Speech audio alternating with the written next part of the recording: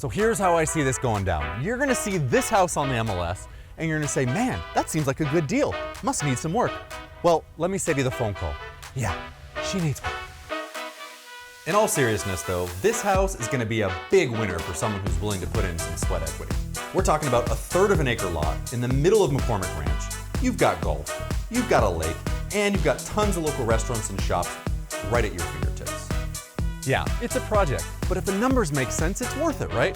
Well, let me give you the grand tour and show you all the potential. For a home built in the 1970s, the flow from room to room in this place, don't worry, you can fill that part in.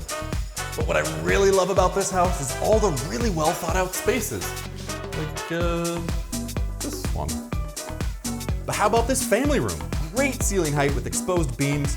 You can knock this wall out, redo the kitchen, and have a really nice setup looking out on the backyard. I mean, the bulk of it's here. It's in a fantastic location. The house is a spacious 3,400 square feet. The backyard is in really good shape and has everything you want, from a newly resurfaced pool, covered ramada with built-in barbecue, and a good-sized grass area. There's so much potential in this place. So I tell you what, you bring the money, I'll bring the contract, and together, we'll get you an awesome deal on this place.